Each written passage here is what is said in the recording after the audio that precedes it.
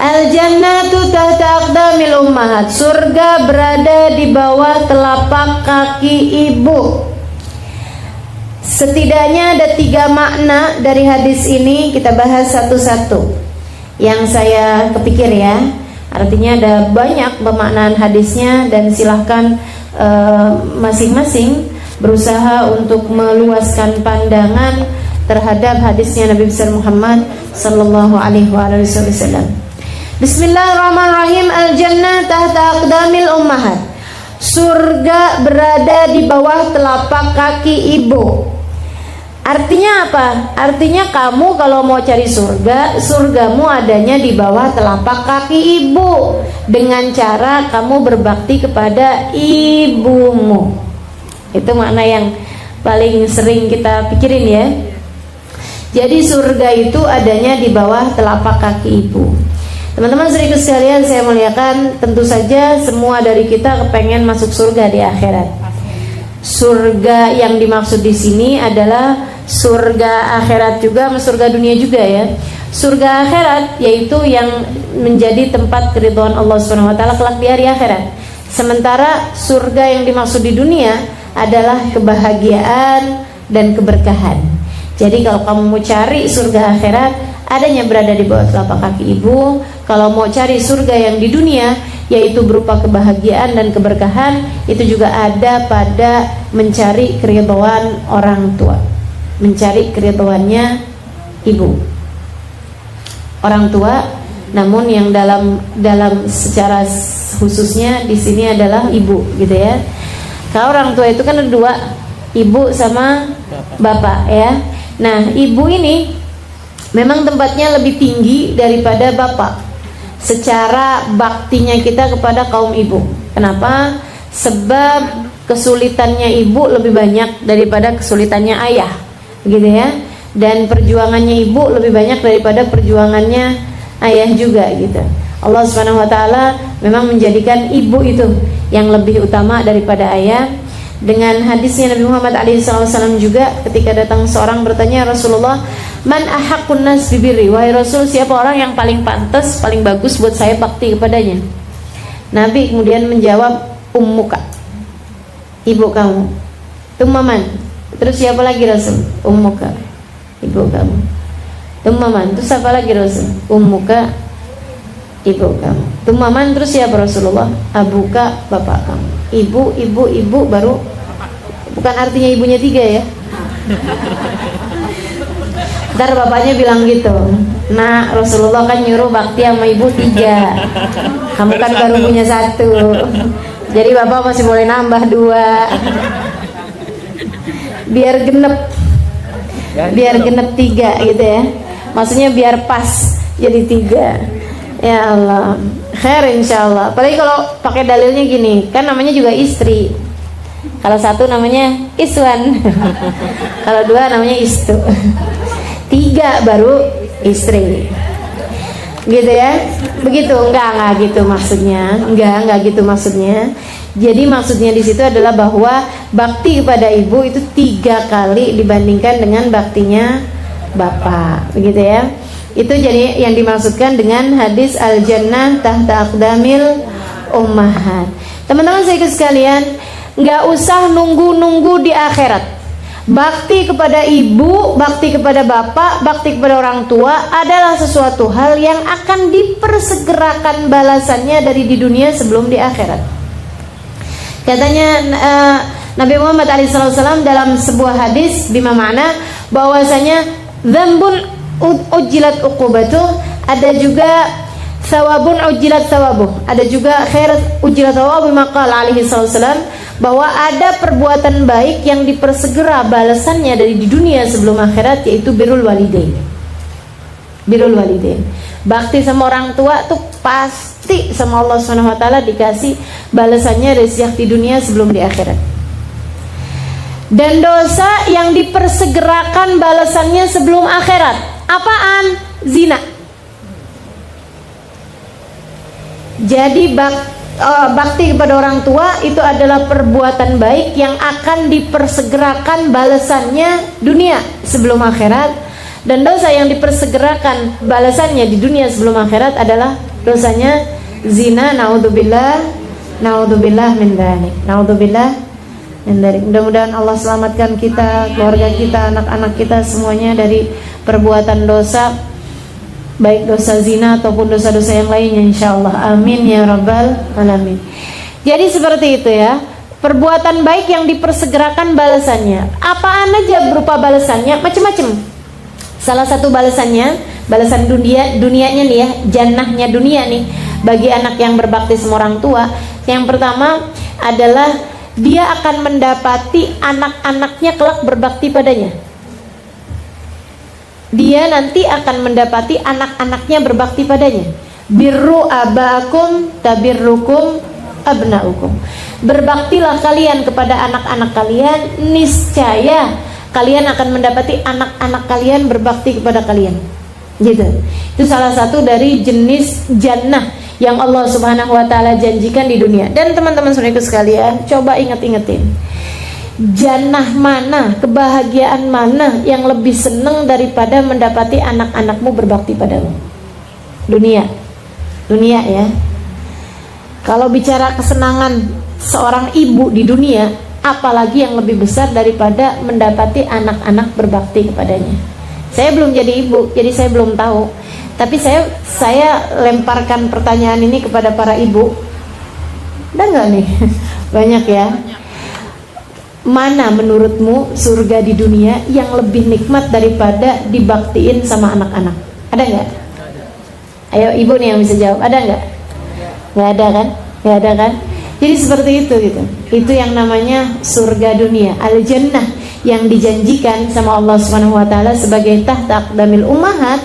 Kamu akan dapati jika kamu berbakti kepada orang tuamu, kamu akan mendapati anak-anakmu berbakti kepadamu. Dan itu adalah sesurga-surganya surga di dunia, sejannah-jannahnya jannah di dunia, gitu ya, adalah baktinya anakmu kepadamu. Apalagi ntar di masa tuanya. Ya Allah, jangan berani-berani sama orang tua sekarang, sebab nanti anak-anakmu akan berani padamu di masa nanti. Nggak ada yang hilang. Urusan sama orang tua nih nggak ada yang hilang, teman-teman. Urusan sama orang tua nih nggak ada yang hilang. Tenang aja, nggak ada yang hilang. Mau kita berbuat baik bakalan dibalas, mau kita berbuat jahat bakalan dibalas juga.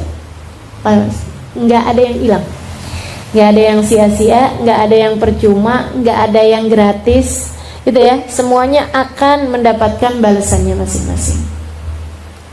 Khair fasyar, mau khair mau syar, semuanya akan dapat kebaikan, kebahasannya. Pun juga durhaka juga kayak begitu. Saya ingat Ibu Maryam dulu pernah cerita, ada seorang anak nyeret bapaknya. Anak dewasa, maksudnya orang dewasa, 70-an 40-an tahun, dia punya bapak yang sangat tua, di atas usia 70-an tahun. Dia seret bapaknya tangga atas, diseret bapaknya tuh dari tangga dari atas sampai ke bawah, pukul gitu sama bapaknya.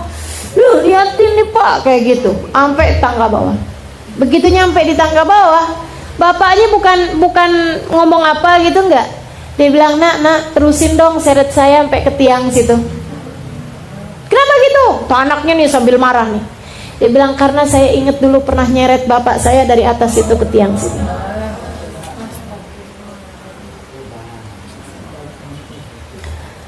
Nggak ada yang nggak dibalas.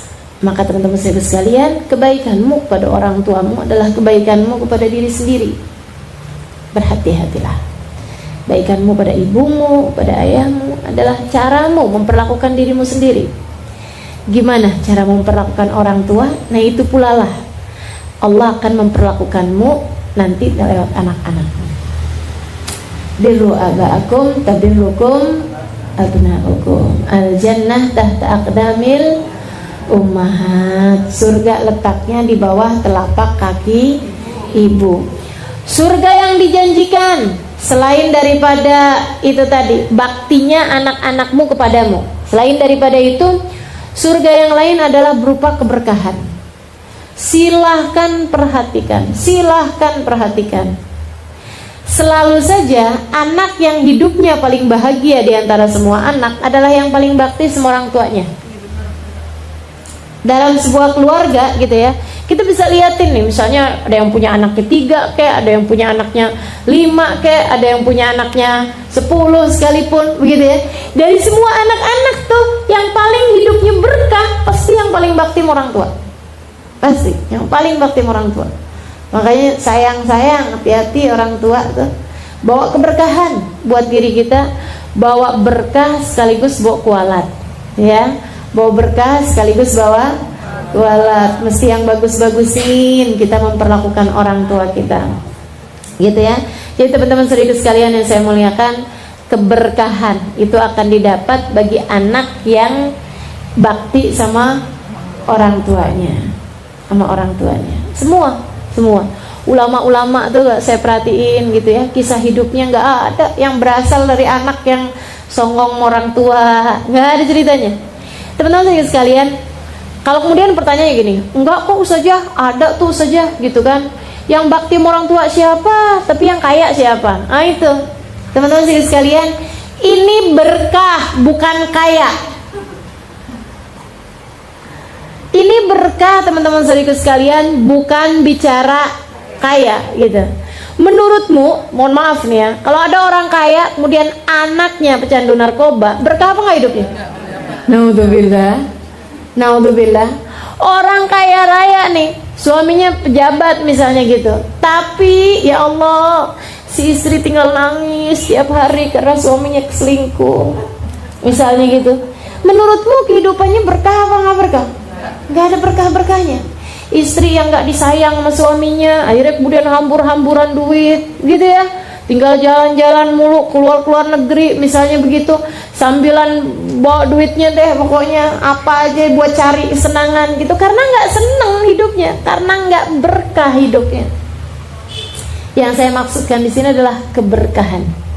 Saudariku sekalian yang saya muliakan, nggak ada kehidupan anak yang berbakti pada orang tua kecuali berkah.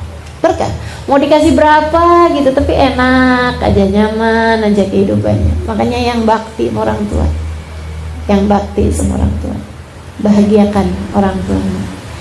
Apalagi yang masih ada ya dunia ini, itu masih dikasih kesempatan buat kita baktiin. Bakti yang seneng, orang tuanya bikin disenengin aja.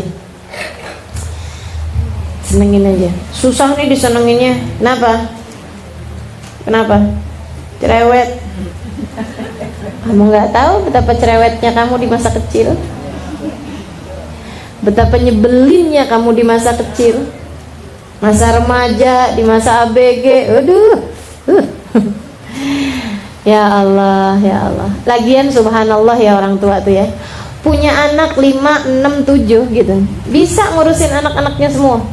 Ini kita nih punya orang tua cuman 2 orang doang. Semua anak-anaknya bakti, belum tentu bisa. Masya Allah ya, luar biasa. Mudah-mudahan Allah balas kebaikan orang tua kita. Amin. Amin ya rabbal alamin. Al jannatu tahta aqdamil ummahat. Jadi salah satu bagian dari surganya di bumi itu adalah yang pertama apa tadi? Anaknya balas budi, anaknya berbakti kepadanya, gitu ya. Kemudian yang keduanya adalah keberkahan dalam kehidupan. Yang ketiganya, teman-teman saudaraku sekalian yang saya muliakan, insya Allah seapa-apanya, walaupun biar kata dikasih miskin, tapi cukup aja gitu. Jadi juga insya Allah akan dikasih kekayaan sama Allah Subhanahu Wa Taala, zahiran wa batinan. Seapa-apanya itu bakalan cukup orang kalau bakti sama orang tuanya. Dia dikasih kebahagiaan hati, dikasih jalan petunjuk gitu. Dan seapa-apanya juga kalau orang tuanya tuh ridho, kemudian sering doain, doanya orang tua kepadamu itu setara, apalagi doanya ibu ya, doanya ibu kepada anaknya, doanya orang tua kepada kita itu setara doanya Nabi terhadap umat. Makanya teman-teman saudara sekalian, saya tuh kadang-kadang gitu ya, kalau lagi apa-apa gitu, suka ngerasa, ya nih saya belajar kan banyak, makanya saya bisa ngajarin gitu. saya begini, saya begitu. Kadang-kadang saya lupa gitu bahwa kadang-kadang nih masalahnya bukan ada pada diri kita, tapi masalahnya ada pada doanya orang tua. Kadang juga ngerasa gini, wih kegiatan banyak begini tapi alhamdulillah ya dikasih sehat gitu. Kadang suka ngerasa yang iyalah saya kan gitu, ujub gitu ya. Padahal kalau diinget-ingetin, oh belum tentu. Ini bisa jadi juga karena doanya orang tua. Jangan lupa, kita nih seringkali dikasih kemudahan rezeki, dikasih kemudahan urusan, dikasih kesehatan badan. Jangan dikira karena apa yang kita lakukan, nggak ada teman-teman serius sekalian. Seringkali disebabkan karena doa orang tuamu untukmu. Doa orang tua, ya Allah, apalagi kalau kita punya orang tua yang soleh ya, yang pakai bangun malam, wah itu karunia yang luar biasa. Indahnya karunia yang luar biasa tuh. Kita masih tidur di tengah malam gitu ya, orang tua kita udah bangun, angkat tangan, ya Allah, nitip-nitip anak, ya Allah. Luar biasa tuh. Kamu tidur tapi Allah memandangmu dengan pandangan cinta hanya karena doa orang tua. Mesti dijagain, terutamanya orang tua yang soleh. Bahkan nggak soleh sekalipun gitu ya, orang tua tuh tetap punya nilai yang luar biasa di mata Allah SWT. Itu teman-teman saudaraku sekalian yang saya muliakan, salah satu dari surga-surganya, yaitu yang pertama dibaktiin sama anak nantinya, kemudian yang kedua keberkahan kehidupan, yang ketiga dimudahkan seluruh urusan ya, urusan-urusan apapun dengan kebaktinya kita sama orang tua tuh biasanya langsung kemudian akan dimudahkan oleh Allah SWT. Kemudian kalau bicara tentang surga, kalau bicara tentang surga, salah satunya adalah bahwa surgamu nanti di sana itu mudah dicari dengan cara baktimu kepada orang tua. Itu makna yang kedua dari makna hadis ini ya. Jadi hadis yang pertama tuh maknanya kalau kamu pengen masuk surga di akhirat nanti gitu ya, carinya adanya dengan baktinya kita kepada orang tua. Kemudian yang berikutnya adalah bahwa amalan-amalan di dunia ini yang mudah untuk mendatangkanmu masuk ke dalam surga adalah lewat baktinya kita kepada orang tua kita, gitu ya. Jadi surga di dunia, surga di akhirat, semuanya bisa diraih dengan baktinya kita kepada orang-orang tua kita, baktinya kita kepada orang tua kita. Teman-teman saudariku sekalian yang saya muliakan, Allah tuh menjadikan sampai-sampai ridhonya Allah terletak pada keridhaan orang tua. Murka Allah pun terletak pada kemurkaan orang tua. Bahkan katanya Nabi Muhammad, siapa yang masuk pagi dalam keadaan dia bikin ridho orang tuanya, tapi dia buat marah Allah, Allah akan ridho bersama keridhaan orang tuanya. Misalnya nih, pagi-pagi nih, subuh telat, udah bikin murkanya Allah, gitu kan ya?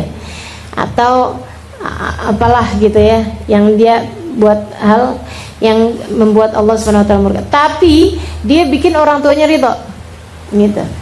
Habis saya dia salat subuhnya, dia bikinin orang tuanya makanan atau apa gitu ya, yang sampai orang tuanya ridho, senang gitu. Nah itu yang seperti ini, Allah ganti ridho dengan keridhoannya orang tua. Sebaliknya, justru kalau misalnya kita bikin pagi-pagi hari, bikin orang tua murka sama kita, bikin orang tua marah sama kita, tapi bikin Allah ridho sama kita. Misalnya bacaan Quran, ngajinya iya juga, zikirnya iya juga, wiritannya iya juga, tapi dipanggil orang tua nggak nyaut-nyaut. Misal keenakan ini nih ibadah nih ceritanya gitu ya, antara napas ini masih enak nih, masih kurang berapa lembar lagi nih gitu ya. Kemudian iya gitu, iya, dan orang tuanya manggil terus gitu kan, panggil nih Mil. Akhirnya kemudian lama gak nyaut-nyaut, sampai orang tuh mana sih nih anak nih, akhirnya terus udah ditinggalin gitu. Iya mah, lagian mama nih orang juga masih ngomel. Ini katanya Nabi Muhammad SAW, fallahu anhu sakhit, Allahnya akhirnya jadi ikutan marah bersama dengan kemarahan orang tua. Jadi sekalian, sebagai seorang anak sebaiknya usahakan jangan sampai orang tua tuh ngerasa kayak gini loh, yang duh kok anak saya gini ya gitu. Sebisa mungkin berusaha kita untuk nyari keridhaan orang tua, karena masalahnya nih bukan urusan orang tuanya nih, urusannya mau Allah gitu. Jadi teman-teman sekalian, sebisa mungkin kita usahain untuk jangan sampai orang tua tuh jangan, apalagi sampai sedih, apalagi sampai nangis, apalagi sampai susah gitu ya hidupnya. Jangan sampai orang tua tuh ngerasa kok anak saya gini ya, gitu aja. Kalau bisa jangan gitu.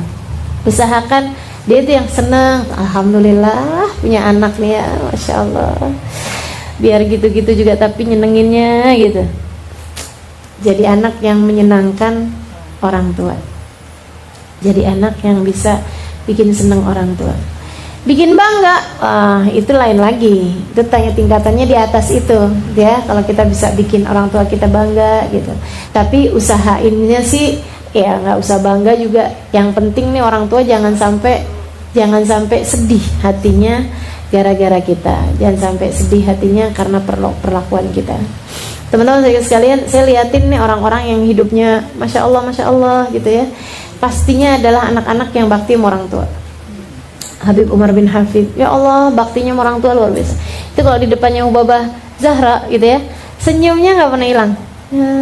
Sambil ngeliatin ibunya tuh sambil senyumnya nggak pernah hilang. Iya Mi, sambil pegang-pegang kaki uminya gitu. Pokoknya ibu tuh kayak jimatnya gitu.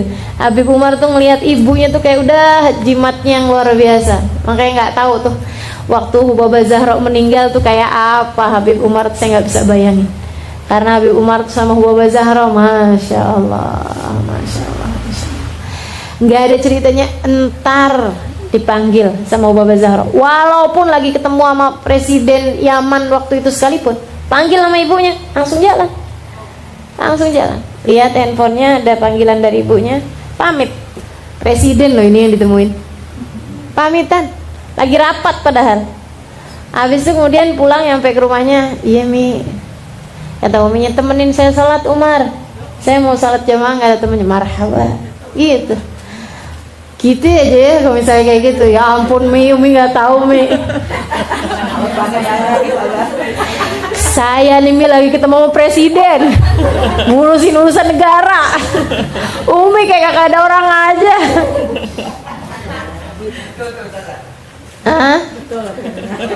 Betul.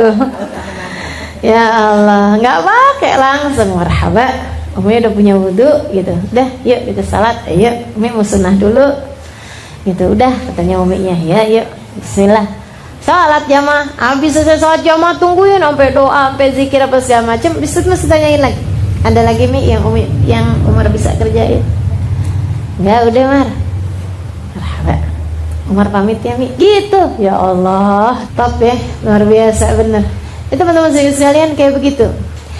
Saya ngeliatin tuh kehidupan orang-orang soleh-solehah kayak gitu. Nggak usah yang gede-gede. Anaknya Hubabah Maryam ini ya, namanya Sakinah.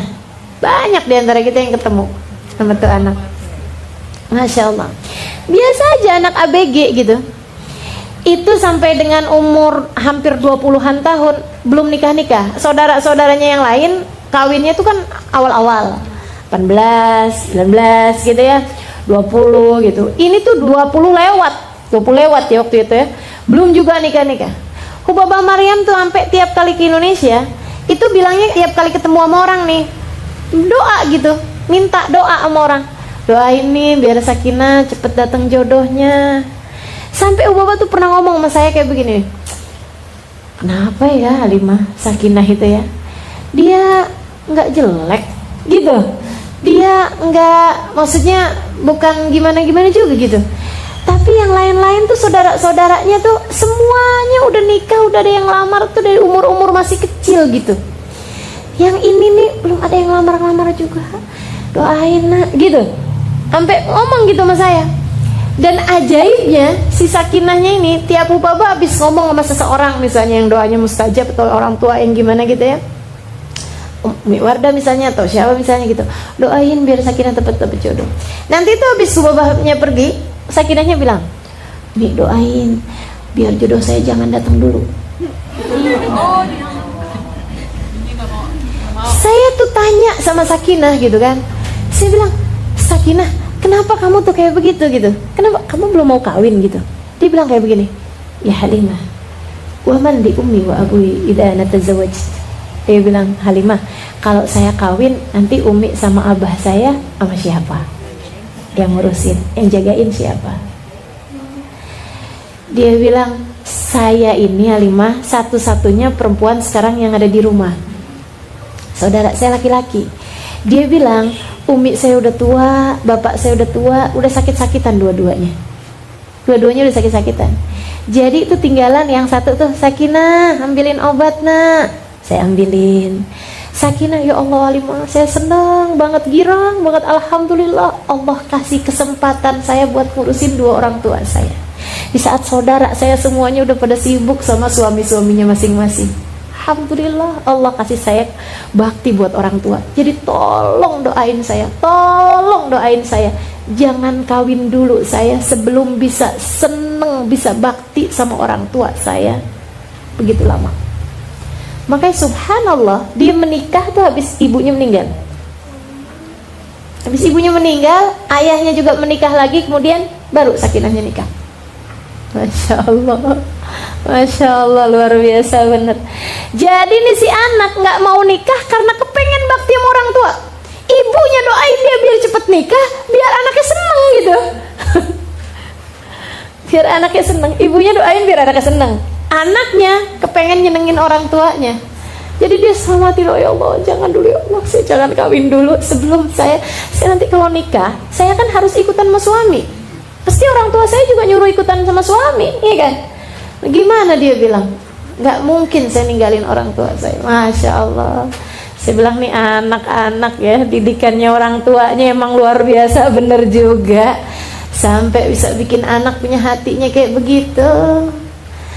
Kita nih sebagai anak kadang yang kita pikirin kesenangannya kita sendiri, bukan kesenangannya orang tua kita gitu. Kita nggak nyari yang Allah mauin, yang Allah ridhoin gitu kan. Kita nyarinya yang kita mau aja. Ya Allah, mudah-mudahan Allah kasih keberkahan buat kita sekalian. Amin. Amin ya rabbal alamin. Jadi kayak gitu tuh teman-teman sekalian, nyari amalan yang bisa mendatangkanmu untuk surga nantinya adalah dengan baktimu kepada orang tua. Saudariku sekalian yang saya muliakan, makna lain, ini berbanding terbalik ini ya, berbanding terbalik. Kalau ini kan berarti kita mau dapat surga, cari di bawah telapak kaki ibu gitu ya.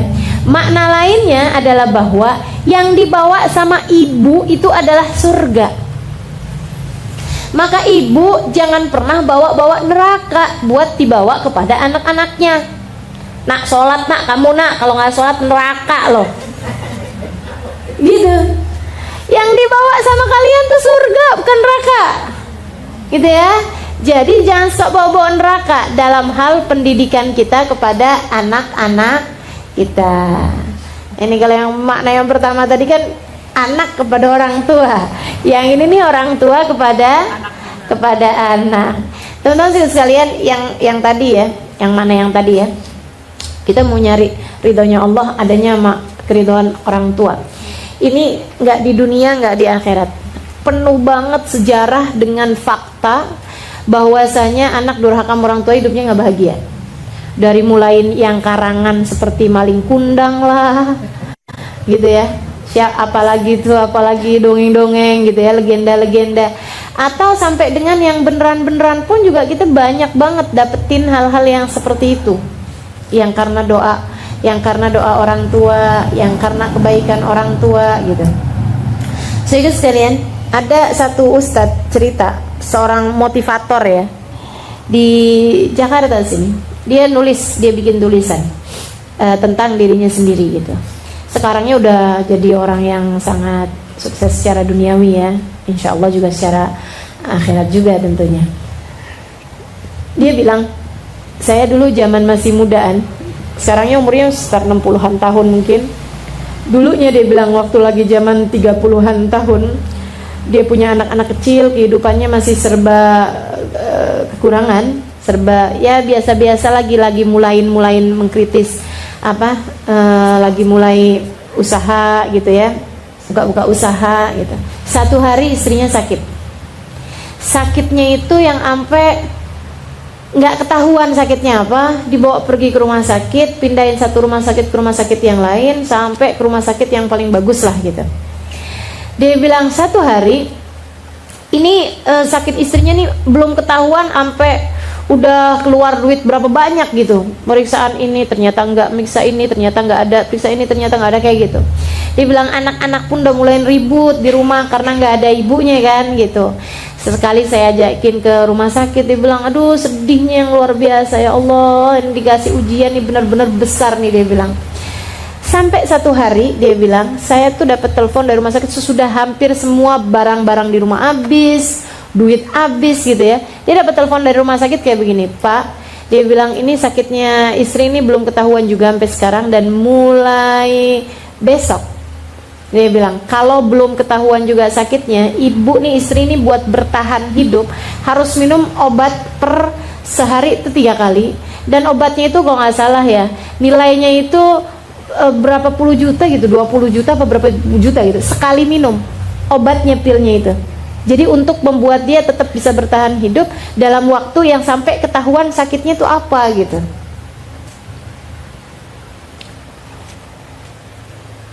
Itu dia bengong aja, ya ampun dari mana duitnya gitu. Dia tuh udah yang setengah mati nyari nafkah gitu ya, untuk kemudian dokter tuh kayak gampang aja ngomong kayak begitu gitu. Bilang ya Allah gimana sih ini. Dia tutup telepon dari rumah sakit, terus habis itu dia tuh yang dia bilang saya istighfar, saya doa, saya minta sama Allah, ya Allah kenapa nih ya Allah, kasih saya petunjuk. Dia bilang gak lama kemudian dia keingetan ada satu ustadz, satu gurunya dia gitu, satu orang lah yang sangat dia hormati, biasanya suka tahu-tahu urusan yang dia nggak tahu gitu. Jadi dia tuh telepon ke gurunya tersebut. Terus orang itu, orang alim ini, orang soleh ini, dia bilang kayak begini, coba deh kamu ingat-ingat, mungkin kamu punya salah sama ibu kamu, katanya gitu ya. Akhirnya dia bilang, saya habis telepon itu saya ingat-ingat apa ya. Dia bilang saya ingat zaman lagi saya SMP. Itu berapa puluh tahun yang silam. Dia umurnya waktu itu 30-an tahun. Zaman SMP itu kan umur 13-14 tahun ya, 20 tahun yang silam gitu. Dia bilang ya Allah, saya inget tuh, saya pernah ngambil duitnya ibu, pernah nyolong duitnya maknya nih ceritanya nih. Gara-garanya dia itu ceritanya minta uang bayaran buat sekolah, jadi ibunya nih nggak ngasih. Akhirnya satu hari dia lagi masuk ke kamar gitu, lagi nyari-nyari ibunya gitu kan, dia kelihatan ada uang di bawah bantal ibunya. Nah si uang itu cukup buat bayarin SPP-nya dia, uang sekolahnya dia udah nunggak 2 bulan, itu cukup buat 2 bulan itu, ditambah ada keperluan dia buat beli baju, buat beli buku, buat beli bolpen, buat beli ini tuh cukup semua pakai duit itu. Jadi dia pun kemudian yang udah deh, mama gak ngasih-ngasih kayak gitu ya, ibu gak ngasih-ngasih, saya pakai aja duitnya kayak gitu. Toh nantinya juga bagaimanapun kan juga memang ibu juga memang harus bayar juga buat sekolah itu kayak gitu.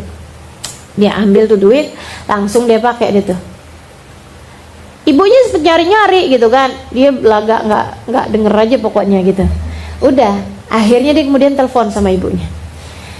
Dia bilang assalamualaikum bu. Ibunya bilang waalaikumsalam, gimana nak kabar istri kamu nak gitu ya. Iya bu, sekarang sakitnya nih nggak ketahuan apa nih. Kalau sampai besok nggak ketahuan sakitnya apa, harus minumin obat begini begitu segala macam. Ya Allah nak, kasihan banget nak, kamu nih nasibnya, aduh masya Allah nak, kasihannya nak.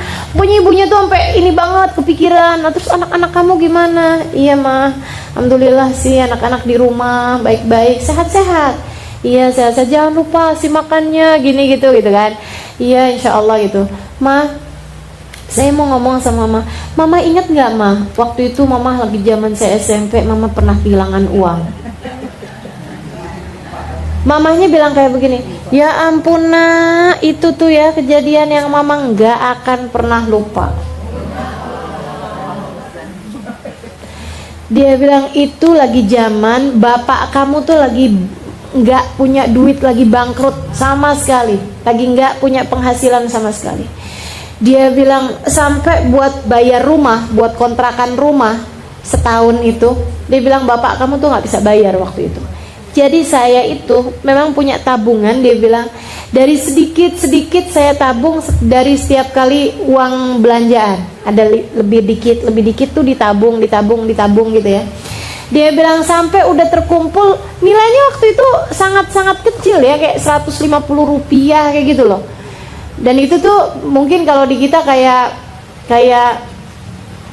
kalau sekarang tuh kayak berapa? Kayak 15 juta gitu kali ya. Nah ya, saya sekitar segitulah gitu. Zamannya kan udah lama. Dia bilang saya tabung sampai terkumpul segitu. Dia bilang hari itu saya tuh berencana mau membayarkan kontrak rumah itu. Saya udah siapin, dia bilang duitnya di bawah bantal, udah saya tukerin jadi uang, maksudnya jadi 150 perak yang kemudian jadi 1 gitu maksudnya. Saya taruhin di bawah bantal, dia bilang kayak begitu.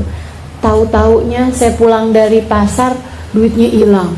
Ya Allah, sedihnya saya sampai datang ke rumahnya orangnya yang punya rumah itu. Dia bilang saya minta maaf dan saya tuh dikata-katain hari itu, katanya bohong, katanya janji mau hari ini bayar, ternyata nggak bayar, ini apa segala macam. Dia bilang ya Allah mak, saya benar-benar nggak pernah lupa tuh hari. Kata ibunya,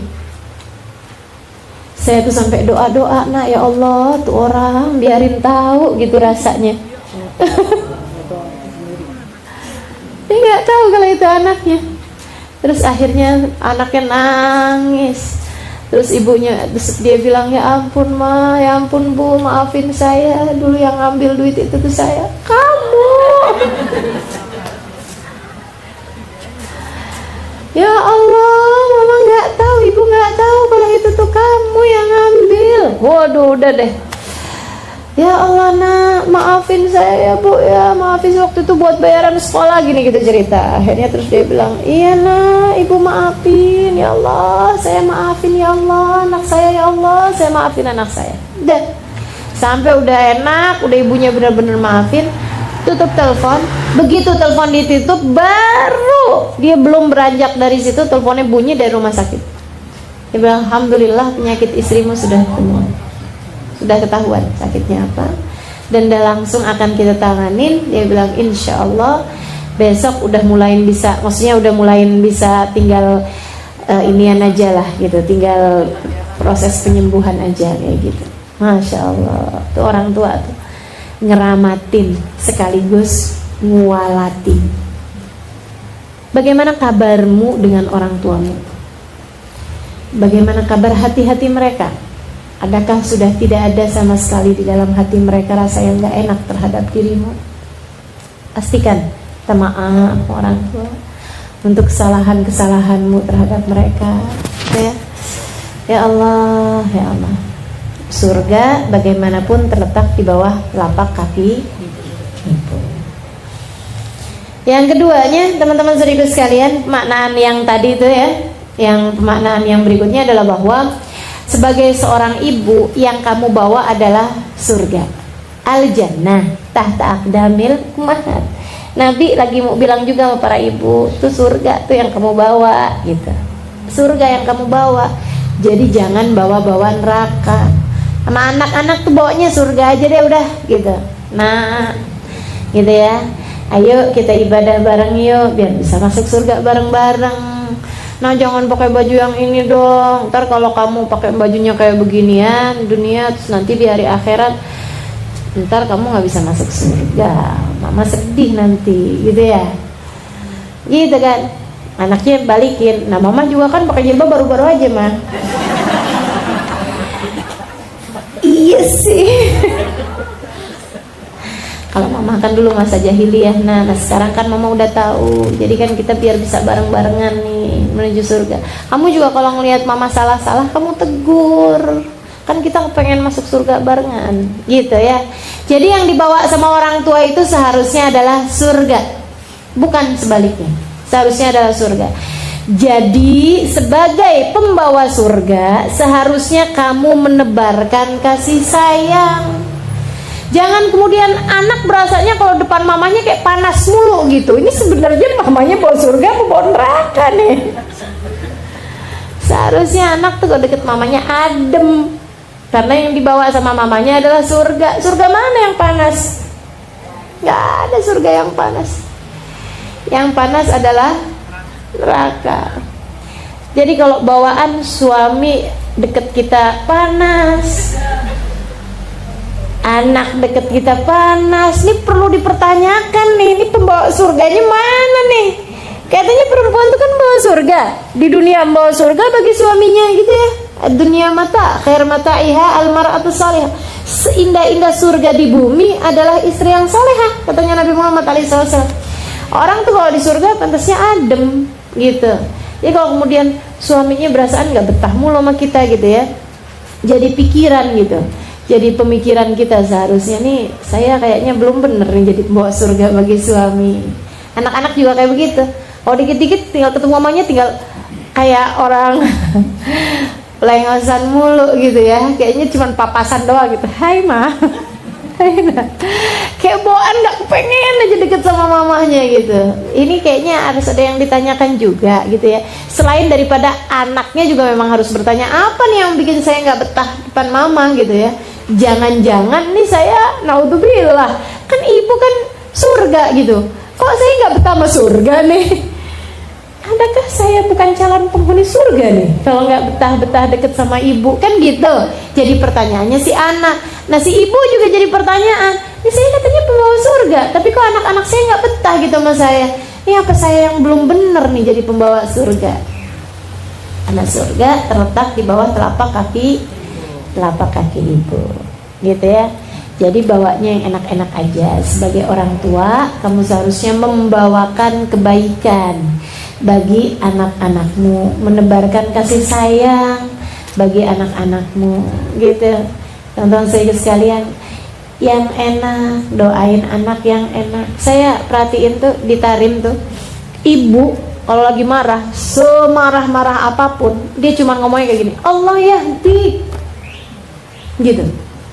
Sampai saya tuh dulunya ngirain kalimat apa sih, mereka tuh ngomong apa sih, kalau lagi marah tuh ngomong apa sih gitu.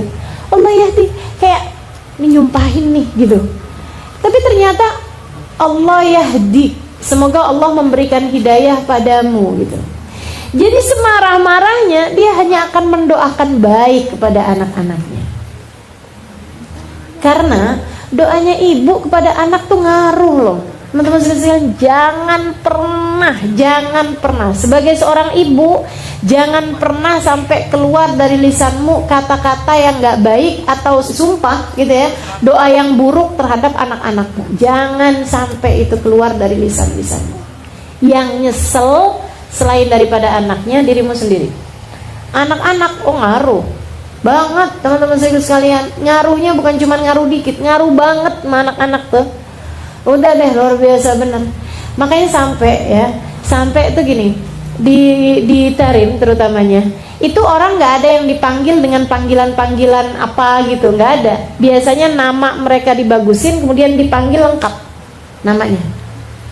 Namanya Fatimah, panggil Fatimah. Namanya Muhammad, dipanggil Muhammad. Namanya kayak gitu ya. Ada seorang di antara mereka berkata bahwa saya panggil namanya itu lengkap gitu, biar sekalian jadi doa. Kalau dia namanya Fatimah gitu, tiap kali saya panggil saya doain semoga dia seindah Sayyidah Fatimah. Namanya Muhammad, ya Allah karuniakan akhlaknya Nabi Muhammad kepadanya, gitu. Jadi kalau namanya siapa aja gitu, mau namanya Abu Bakar dipanggil namanya lengkap Abu Bakar gitu. Kenapa? Biar dia bisa semulia Sayyidina Abu Bakar, biar dia bisa seindah Sayyidina Abu Bakar. Umar namanya, enak loh namanya, pendek juga ya. Umar, panggil Umar gitu. Gak kemudian jadi Umay. Itu kan jadinya apa tuh artinya tuh? Umay. Nggak tahu tuh gitu. Padahal segitu pendeknya ya. Umar panggilnya Umang. Jadi nggak ada artinya gitu. Kenapa nggak Umar aja sekalian, biar sekalian jadi doa tiap kali kita memanggil namanya, gitu ya. Muhammad, nggak usah panggil yang lain-lain. panggilnya Memet. Itu jadi apa itu?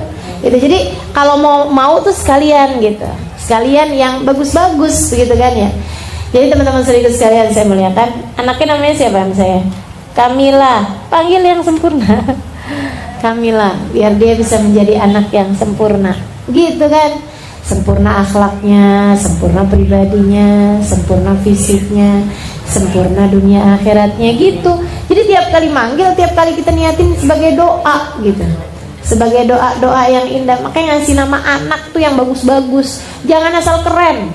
Ini lagi musim anaknya lahir gitu ya, warnanya kulitnya sawo mateng, kasih nama Angelina. Kagak ada pantas-pantasnya, kan gak ada pantas-pantasnya gitu ya. Laki-laki gitu ya, mending gitu gue bule gitu kan. Ini enggak, hitam manis gitu ya, kasih nama Robert. Aduh, udah gak pantas. Udah yang udah pasti-pasti aja, kasih nama tuh dengan nama-nama yang nama yang sekaligus jadi doa bagi anak-anak kita gitu. Halimah, ceritanya biar jadi anak yang bijaksana gitu ya, jadi orang yang bijaksana, artinya kan kayak gitu. Tapi belum bijaksana, saya masih bijak sini. Al-jannah tahta aqdamil ummahat, surga berada di bawah telapak kaki ibu. Jadi maknanya adalah bahwa kalau kamu kepengen cari surga gitu ya, kamu harus cari lewat baktimu kepada orang tua, dan bahwa surgamu itu terletak pada orang tua gitu. Makanya yang sering-sering komunikasi sama orang tua gitu ya. Ini kadang-kadang nih, apalagi yang hidupnya di rantau nih, kayak saya nih sama orang tua jauh gitu, kadang suka kesibukan bikin kita jadi bukan lupa sih, itu kurang komunikasi sama orang tua. Mesti diingetin, disiapkan lah gitu ya, waktu secara khusus untuk telepon. Alhamdulillahnya sebagian orang tua tuh sebagian itu orang tua tuh suka yang mereka yang telepon. Nah itu alhamdulillah lebih mudah ya. Kalau enggak gitu kan, ya Allah, sampai kayak saling kayak jauh-jauhan gitu kan, jadinya nggak bagus gitu ya. Kita mau orang tua kalau kemudian menjadi jauh-jauhan. Al-jannah tahta aqdamil ummahat, surga terletak di bawah telapak kaki ibu. Cari surgamu berada di bawah telapakan kaki mereka. Sedikit sekalian, kemudian yang kedua yang dibawa sama orang tua itu adalah surga. Maka tebarkanlah kasih sayang kepada anak-anakmu, sebab Nabi Muhammad berkata bahwa yang kau bawa adalah surganya, dan bahwa surga itu didapat adalah dengan cara bakti kita kepada orang tua kita. Terus kaitannya sama akdam, sama kaki itu kenapa? Ya maksudnya sesuatu itu kan kalau ada di bawah tuh lewat jalan bakti itu tadi gitu. Jadi dengan kita merendah, teman-teman sedikit sekalian. Kenapa kok bahasanya akdam? Kenapa kok enggak surga berada di atas kepala ibu kita? Gitu ya. Tapi Nabi Muhammadnya menyebutkan surga adanya di bawah telapak kaki ibu. Nah, kalau kamu mau lihat surga, kamu harus menunduk. Kan gitu. Kalau kita misalnya dibilangin bahwa kalau surga ada di bawah atas kepala ibu kita, kan kita berarti begini nih. Gitu ya. Surga ada di dada ibumu misalnya, berarti kita melihatnya ke arah depan. Tapi kalau dibilang surga di bawah telapak kaki ibu, artinya kita di depan ibu kita seharusnya adalah menunduk. Nunduk, lihatin surgamu. Ya Allah, teman-teman saudara sekalian, para ulama-ulama tuh ya memperlakukan orang tuanya, kita emang gak ada apa-apanya. Kita nih, ya apalagi kita memang orang yang masih lagi belajaran buat bakti kan. Mereka tuh yang untuk bakti tuh luar biasa. Ada seorang di antara mereka yang bilang kayak begini, saya seumur hidup gak pernah makan sama orang tua. Wah, kenapa kamu gak pernah makan sama orang tua? Dia bilang, saya tuh takut gak pernah makan semeja atau senampan sama orang tua. Bareng-barengan tentu saja gitu ya, tapi tidak satu nampan gitu sama orang tua tuh nggak ada gitu. Selalu cari yang lain aja gitu. Kalau misalnya lagi bareng-barengan makan nih, Orang tuanya ya udah dibarengin sama siapa kek gitu, dianya nyelip kemana gitu, nggak pernah mau. Dia bilang kenapa? Saya takut ada makanan yang udah dilihat sama bapak saya, dilihat sama ibu saya, mereka kepengen, ternyata saya karena nggak tahu saya ambil makanan tersebut, sehingga akhirnya saya jadi durhaka sama orang tua saya. Segitunya kita malah rebutan sama orang tua kita, main home pimpah. Siapa yang dapat daging, siapa yang dapat lengkuas, direndam. Ya Allah, ya Allah, Masya Allah ya. Ada orang soleh lagi ngobrol sama ibunya, ada temennya di situ lagi liatin gitu, lagi ada di situlah gitu. Dia tuh ngeliatin si temennya dia ini nih lagi dikerubungin sama lalat. Ada satu ekor lalat di hidungnya dia nih, terus muter-muter wing. Lihatnya tuh kayak risih gitu. Kepengennya saya datengin tuh temen saya terus gitu ya, kita usir gitu lalatnya. Tapi dia enggak gitu, sampai terus aja hinggap di hidungnya dia nih, abis wing terus hinggap. Dia diem aja gitu, diem aja sampai selesai dia ngobrol sama ibunya, baru kemudian dia berdiri dan di arah yang lain dia gitu, dia usir lalatnya. Dia nyamperin temennya, terus dia bilang, duh saya risih ngeliatin kamu tuh. Kenapa? Lalat di hidung kamu gak usir-usir. Kan saya lagi ngomong sama orang tua, sama ibu. Emang kenapa? Ya mendingan di hidung saya lah, kalau saya usir ntar dia datang ke hidungnya ibu saya. Sampai segitunya. Dia bilang daripada dia datang ke hidung ibu saya, mendingan dia ngerubungin sama hidung saya aja. Keren-keren ya para kekasih Allah SWT dengan baktinya mereka kepada orang tua mereka. Benar-benar dihormatin, diiniin gitu. Ya Allah, ya Allah. Pokoknya yang namanya bakti sama orang tua nggak akan pernah kemana-mana. Semuanya akan dibales dari dunia sebelum kelak di hari akhirat nanti. Mudah-mudahan nih ilmu, nih hadis bukan cuman kita hafal dari zaman kita kecil ya, udah hafalnya ya. Tapi hari ini mudah-mudahan Allah SWT turunkan ijabah, menjadikan kita anak-anak yang berbakti kepada orang tua, sekaligus juga menjadikan kita ibu-ibu yang selalu dapat membawakan surga bagi anak-anaknya insyaallah.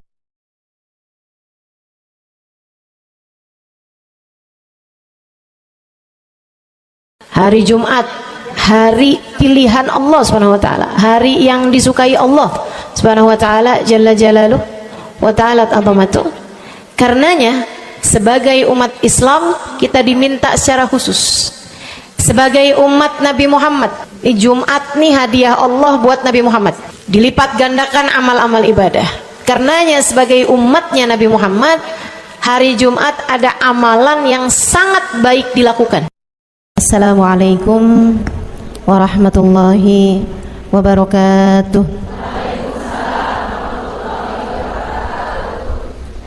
Alhamdulillah, wassalatu wassalamu ala rasulillah Muhammad ibn Abdillah wa ala alihi wa sahbihi wa man wala. Subhanaka la ilma lana illa ma 'allamtana innaka antal alimul hakim. Rabbi syrah li sadri wa yassir li amri wahlul 'uqdatan min lisani yafqahu qawli. Amma ba'du. Baik, sebelum kita mulai, kita akan baca niat belajar bersama-sama. Mudah-mudahan ilmunya nanti sekali lagi jadi ilmu yang manfaat buat kita sekalian. Bismillahirrahmanirrahim. Nawaitu ta'allum wa ta'lim wan naf'a wal intifa' wal mudzakarah wat tadhkir wal ifadah wal istifadah wal hidza ala tamassuk bi kitabillah wa sunnati rasulillah sallallahu alaihi wa alihi wa sallam wa du'a ila al huda wa dilalata ala al khair ابتغاء مرضاته وقربه وثوابه وحسن الخاتمة مع اللطف والعافية وصلاح العاقبة برحمتك يا أرحم الراحمين.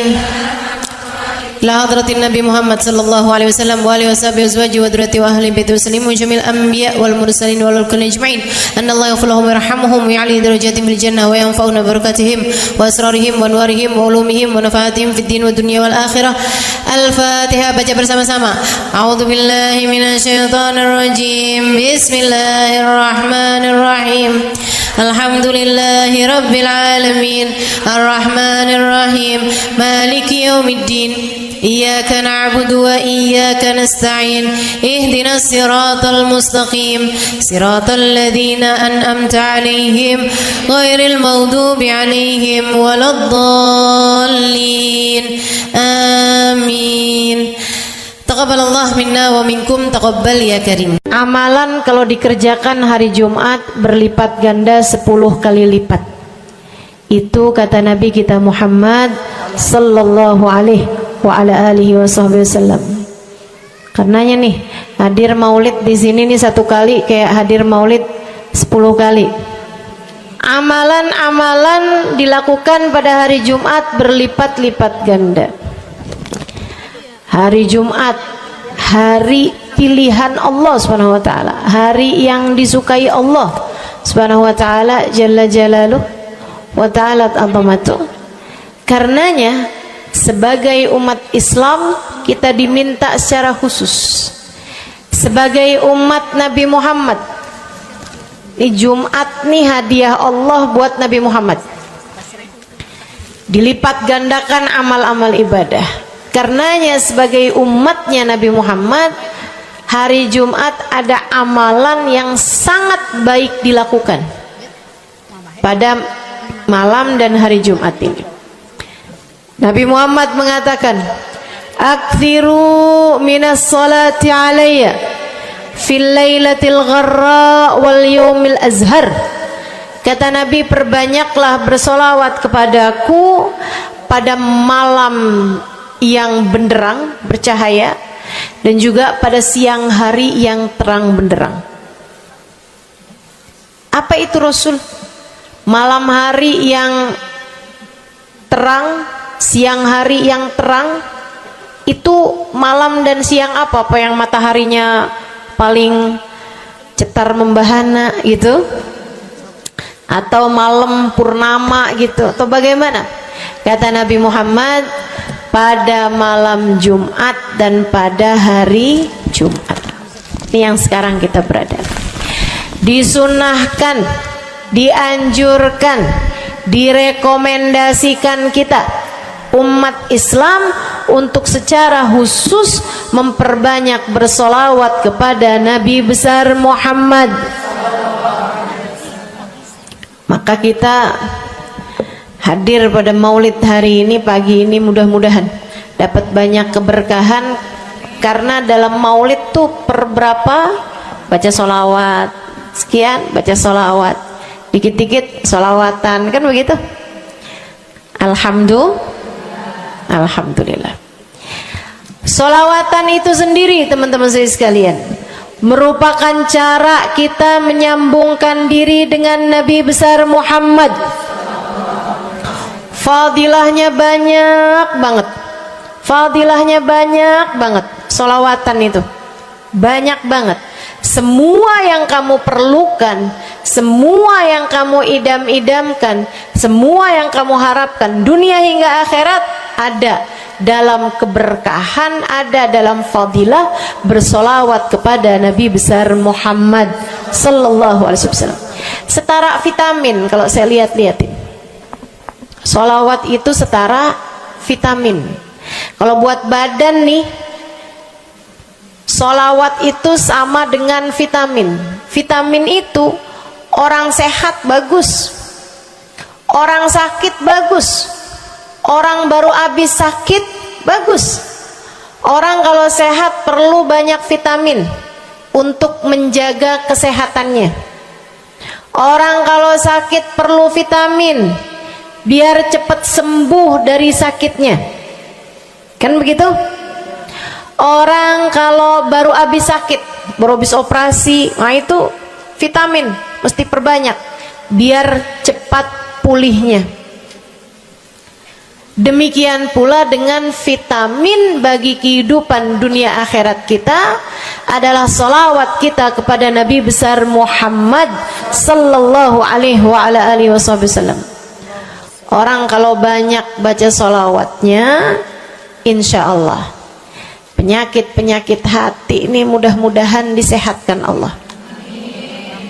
Penyakit-penyakit pikiran mudah-mudahan disehatkan Allah. Masalah-masalah yang ruwet-ruwet biar jadi pada lancar. Jalan-jalan yang sepertinya buntu mudah-mudahan jadi terbuka. Keadaan-keadaan yang tidak menyenangkan, semoga dengan berkat salawat kita kepada Nabi Muhammad, Allah subhanahu wa ta'ala gantikan dengan keadaan-keadaan yang menyenangkan.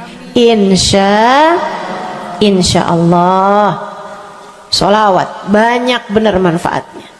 Meskipun tentu aja salawat bukan asal salawat.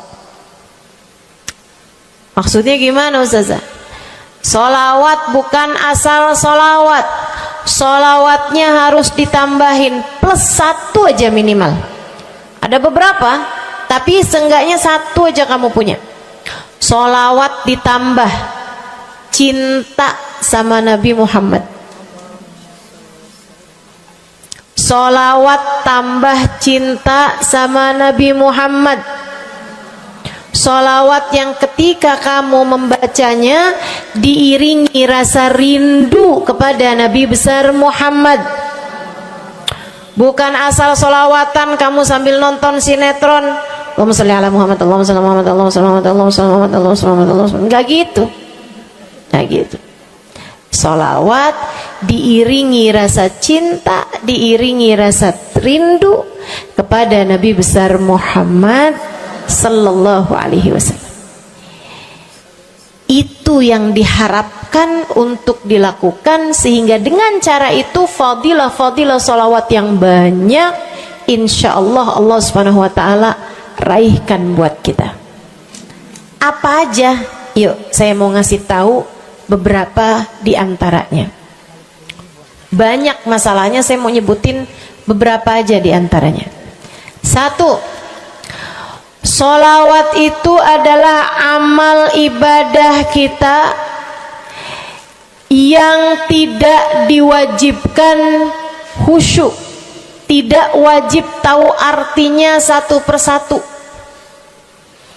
Jadi andai pun kita membacanya karena riya sekalipun, riya nih mau pamer, misalnya gitu ya, biar orang tahu suara saya bagus. Allahumma salli ala sayyidina Muhammadin tibbil qulubi wa dawaiha wa afiyatil abdani wa shifaiha wa nuril absari wa diyaiha wa ala alihi wa sahbihi wa sallim. Suara saya bagus apa enggak? Bagus. Saya tadi berasa suara saya bagus, pas dengerin ibu-ibu kayak lebih bagus deh. Misalnya andai saya membaca sholawat sementara hati saya nggak murni, akan tetapi ada riak-riaknya. Hati saya nggak murni bener-bener nyari ridho Allah, akan tetapi masih ada kayak biar orang tahu saya rajin sholawatan, biar orang tahu nih saya sering bersolawatan, biar suami saya tahu nggak bawel mulu. Allahumma sholli ala sayyidina Muhammadin tibil qulub wa kamu tuh dari tadi nonton aja Allahumma sholli ala sayyidina Muhammadin tibil qulub wa misal gitu ya. Pokoknya yang namanya sholawat itu andai pun dibaca tanpa kehusyuan dan ada riyaknya sekalipun, itu masih mungkin untuk diterima sama Allah.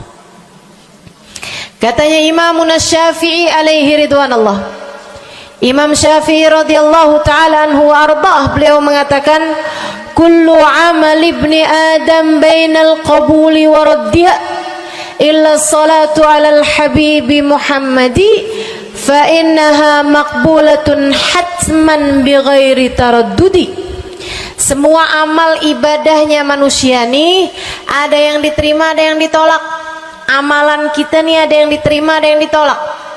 Amalan dari orang Islam yang hatinya punya cinta sama Nabi Muhammad, amalan dari orang Islam yang hatinya punya cinta sama Nabi Muhammad.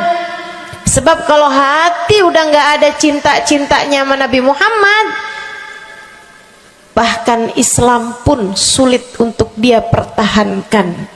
Sebab syahadat tak hanya berisi la ilaha illallah, melainkan juga berisi Muhammad Rasulullah. Kata Imam Syafi'i, kullu amal ibni adam bainal qabuli wa raddiha.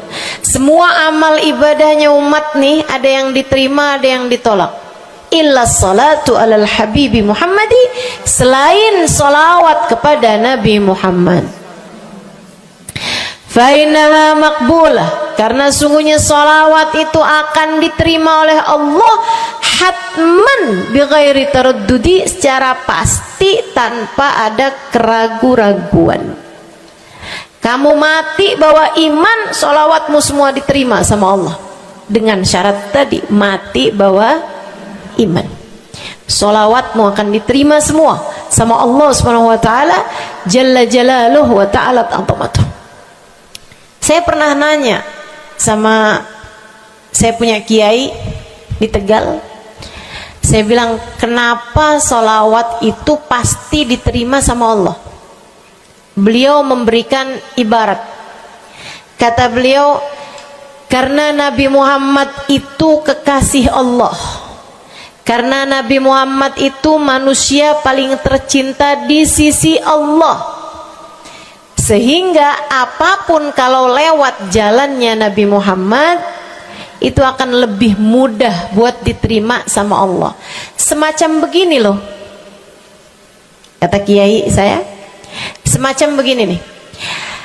Kamu kalau kirim surat misalnya ke gubernur, apalagi presiden, apalagi raja misalnya, kamu kalau mau kirim surat kepada orang besar, maksudnya orang yang memiliki kekuasaan atau pangkat atau apapun lah. Nah itu kan mau nyampe nya surat tersebut dari kampung nih, minta jalannya dibenerin, mau kirim surat ke gubernur, itu mesti lewat desa, habis desa ke kecamatan, habis kecamatan, kabupaten, habis kabupaten, baru kemudian melewati banyak-banyak pintu untuk bisa surat tersebut sampai. Itu pun begitu nyampe ke gubernur belum tentu dibaca, betul? Kalaupun dibaca belum tentu dibalas, betul? Kalaupun dibalas belum tentu apa yang kamu harapkan dilaksanakan. Akan tetapi kalau kamu punya jalur khusus, kenal sama anaknya gubernur, bahkan bukan cuman kenal, kamu dekat, apalagi jika bukan hanya dekat tapi kamu disayang sama anak gubernur. Kamu kalau lagi mau benerin jalan nih, mau ngomong sama gubernur, kamu bikin surat, kamu kasihin surat tersebut lewat anaknya. Tolong dong sampein sama bapak, jalanan nih rusak, Susah banget kita padahal mau bikin maulid nih. Sian nanti Ustazah Halimah susah masuknya. Misal, gitu kan? Kalau kita ngomong sama dia nih, dia bilang iya deh, tenang, saya sampein sama bapak saya. Nungguin bapaknya pulang kantor sambil pijit-pijit kaki, kasihin tuh surat, Pak bacain dong Pak, dari teman saya nih, kan begitu. Si bapak baca, abisnya dibaca, bakalannya dibales. Iya deh, nanti saya bangunin tuh jalan sesegera mungkin, kan begitu. Kalau kemudian jalanannya itu dibagusin, dibaca, gubernur ini karena sayang sama yang bikin surat atau karena sayang sama anaknya? Karena sayang sama anaknya. Kamu kalau ngerjain ibadah, Bu, Kak, Dek, sholat itu yang diterima hanya kadar kehusyuannya. Sedekah itu yang diterima hanya kadar keikhlasannya. Ibadah-ibadah itu buat diterima hari-hari. Saya pernah baca satu hadis yang diriwayatkan dari Sayyidina Mu'ad bin Jabal. Ternyata tiap langit ada malaikat penyensor amal, tidak akan bisa sampai ke hadirat Allah kecuali jika amal tersebut benar-benar bersih, murni, nggak ada namimah, ngadu domba sepanjang hari tersebut, nggak ada fitnah, nggak ada benci sama salah satu walinya Allah. Buat amal ibadah diterima di sisi Allah itu bukan main susahnya. Meskipun tentu saja walaupun susah kita sih kerjain, tetap aja kerjain. Bukan berarti oh sholat belum tentu diterima, ya udah dah kalau gitu nggak usah sholat. Ya, ibadah mau kita kerjain aja, sholat kita kerjain, semua kita kerjain, meskipun diterima atau enggaknya itu urusan Allah Subhanahu wa taala.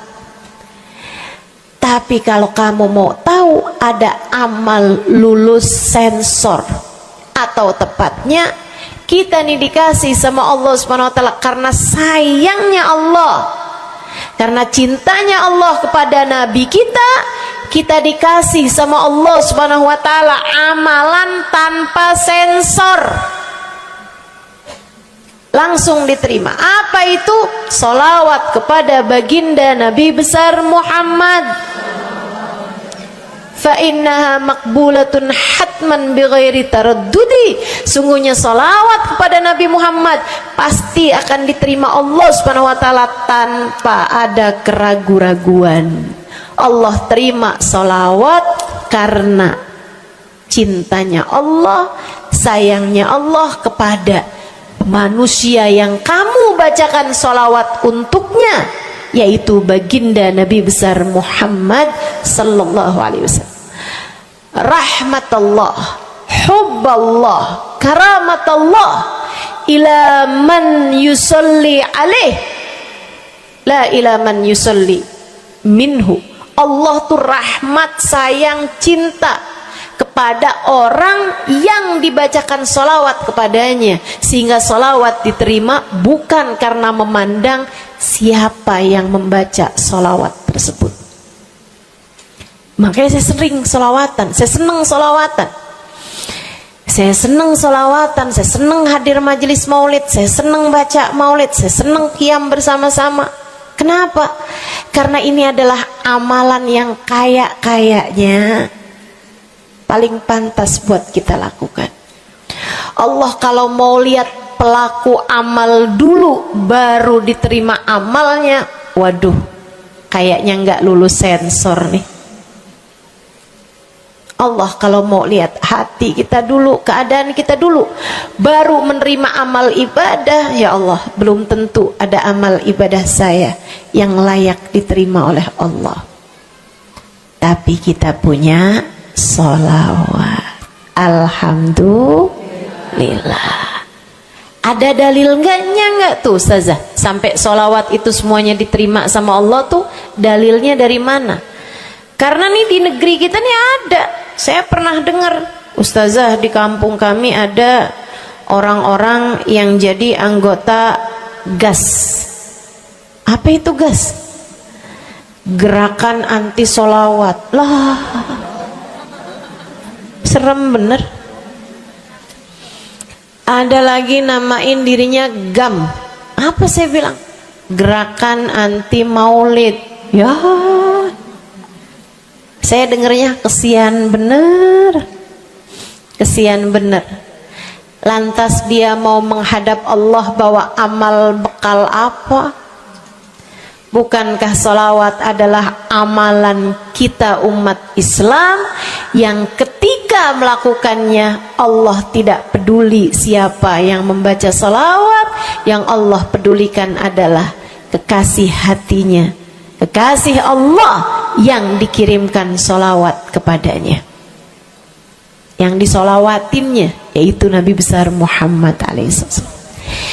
Dalilnya hadisnya Nabi Muhammad sallallahu alaihi wasallam.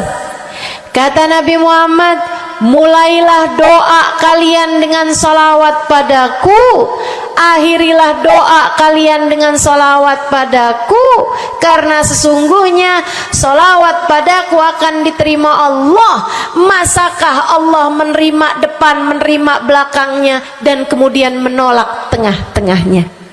Gitu kata Nabi. Diajarin, kamu kalau doa solawatan dulu, ntar abis doa juga solawatan lagi. Biar kenapa Rasul? Biar di awal diterima udah pasti, di akhir diterima udah pasti, tengah-tengahnya nih doa kamu biar diterima sama Allah SWT. Artinya bahwa solawat itu memang amalan kita yang akan diterima Allah Subhanahu wa ta'ala. Andai nggak ada fadilah solawat selain yang ini, saya akan bersolawat. Andai nggak ada fadilah lain nih, nggak ada. Solawat tuh fadilahnya cuma amal ibadah yang diterima sama Allah. Saya mau kerjain, karena nggak gampang mau nyari amal ibadah yang kita pantas diterima oleh Allah Subhanahu Wa Taala. Bu, solatmu seberapa mampu buat khusyuk? Hah? Lagi sholat, ada tetangga ketuk pintu, dibukain sama anak kita. Itu sebelum dibukain hati kita, ya ampun pada kemana sini? Gak dibuka-buka tuh siapa lagi yang datang? Kita udah sampai yang Bismillahirrahmanirrahim, sampai kita keras-kerasin, kagak juga ada yang bukain pintunya. Udah berisik sholat kita, Bu. Baca apaan, yang kita inget apaan? Habis dibukain pintu diomongin, iya nih mau ngundang tangga belakang rumah nih, mau nyunatin anaknya. Nanti hari Minggu jam 8 pagi, iya ada pengajian, undang kiai dari kampung sebelah. Itu semuanya informasi yang disampaikan nama tuh tamu, kita dengar semua. Sampai udah mikir, mau ngamplop berapa enaknya ya? Panjang bener. Betul begitu? Pakai baju yang mana ya? Betul begitu? Berisik. Ustazah kok tahu? Iya, nah saya juga gitu. Sholat kita masih bising, sholat kita masih berisik. Rasanya masih belum pantas sholat kita ini untuk bawa kita menuju surga. Belum pantas rasanya sholat kita ini untuk kita haturkan kepada Allah Subhanahu wa ta'ala. Sholat kita ini belum layak diterima, bagaimana mungkin untuk dibalas? Diterima aja masih belum pantas. Katanya Sayyidina Hasan Al-Basri alaihi ridwanallah, salah la tahdur fiha al-qalb fahiya ila al-uquba asra. Salat yang hati kamu nggak hadir di dalamnya lebih mendekatkanmu kepada azabnya Allah Subhanahu wa taala. Naudzubillah min dzalik. Gimana nih modelannya? Gak bisa kita andalkan sholat kita, meskipun tentu saja kita tetap harus sholat. Jangan tinggal sholat. Ninggal sholat tuh kayak lagi gunting-guntingin tali yang antara kita dengan Nabi Muhammad. Kita nih sama Allah dikasih banyak tali nih. Kamu kalau berani ninggal sholat tuh kayak lagi guntingin tali. Sekali kerjain, cret, putus. Sekali lagi kerjain, cret, putus. Ada beberapa tali, udah tuh. Ninggalin sholat beberapa kali dengan kesengajaan, dengan pengetahuan, sangat sulit untuk menyambungkan dirimu dengan baginda Nabi besar Muhammad sallallahu alaihi wasallam yang telah mengatakan sesungguhnya perbedaan antara kita dengan orang non muslim adalah urusan sholat. Jadi itu fadilahnya solawat. Jadi amal ibadah yang akan diterima